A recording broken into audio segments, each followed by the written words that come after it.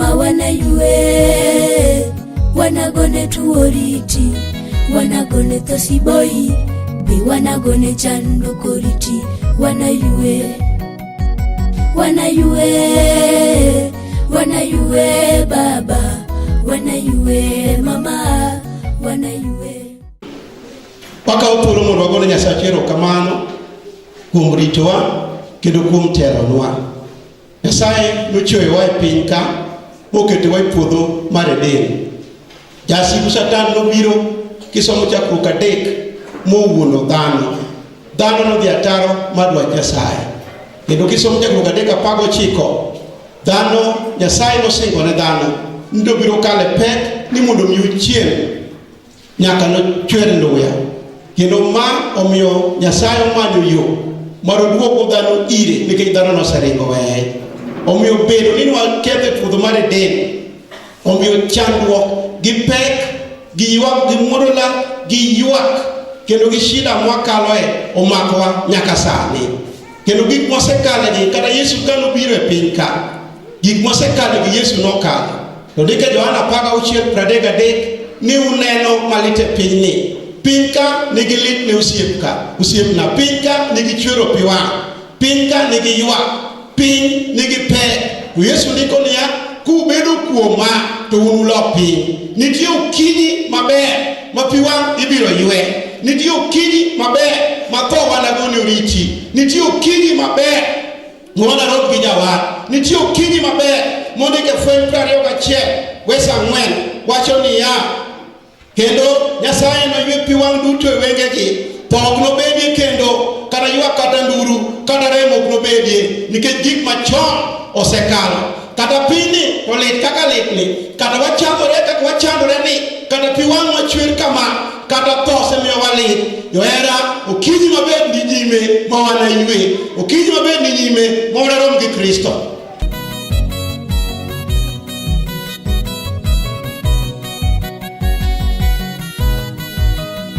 Okinyi ni nyime, okinyi majaber ni nyime, ma wanayue, wanagone tuoriti, wanagone tosiboi, be wanagone chando koriti, wanayue, wanayue, wanayue baba, wanayue mama, wanayue. Okinyi ni nyime, okinyi majaber ni nyime, ma wanayue, wanagone tuoriti, wanagone tosiboi, be wanagone chando koriti, wanayue, wanayue, wanayue baba, wanayue mama, wanayue. Samoro nyalo kalo e pek mathoth miwuoro, miwach niol, ka pek mikalo romi, kawuono bi, kawuono bi, kawuono bi walam Nyasach jomol. Nomedwa teko, nomedwa teko, nomedwa teko kaka neno medo alinya teko. Kawuono bi, kawuono bi, kawuono bi walam Nyasach jomol. Samoro nyalo kalo e pek mathoth miwuoro, miwach niol, ka pek mikalo romi, kawuono bi, kawuono bi, kawuono bi walam Nyasach jomol. Nomedwa teko, nomedwa teko, nomedwa teko kaka neno medo alinya teko. Kawuono bi, kawuono bi, kawuono bi walam Nyasach jomol. Okinyi ni nyime, okinyi majaber ni nyime, ma wanayue, wanagone tuoriti, wanagone tosiboi, be wanagone chando koriti, wanayue, wanayue, wanayue baba, wanayue mama, wanayue.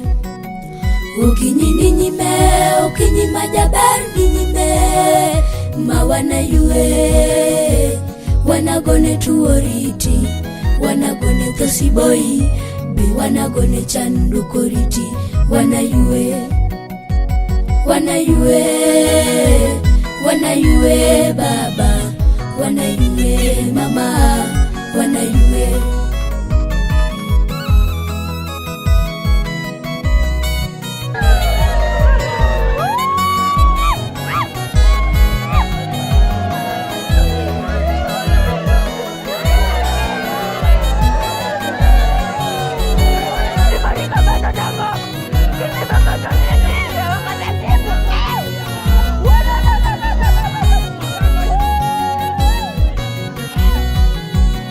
Lit to lit, adiera ng'eyo ni lit, kawaiko siepe mawageno e ngimawa. Lit to lit ka nyithindo matindo odong' kia, tabiro mondo aparo nokinyi majaber ni nyime. Okinyi ni nyime, okinyi ni nyime, okinyi ni nyime, ma en oyue pi wenge. Okinyi ni nyime, okinyi ni nyime, okinyi ni nyime, ma wanayue ne chandruok.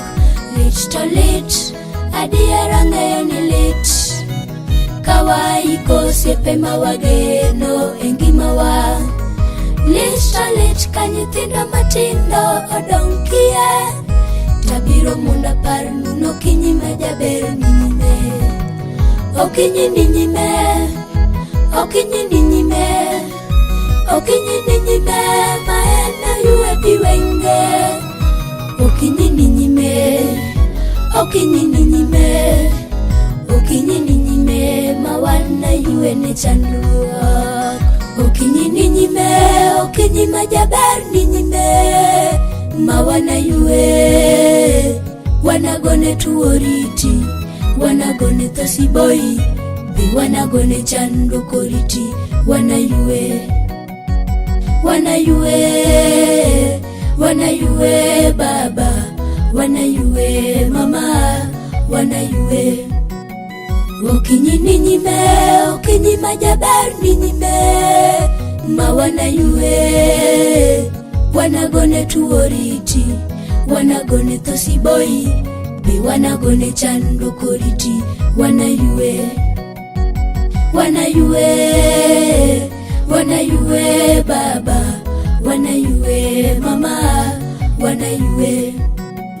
Okinyi ni nyime, okinyi majaber ni nyime, ma wanayue, wanagone tuoriti, wanagone thosiboi, be wanagone chandukoriti, wanayue, wanayue, wanayue baba, wanayue mama, wanayue.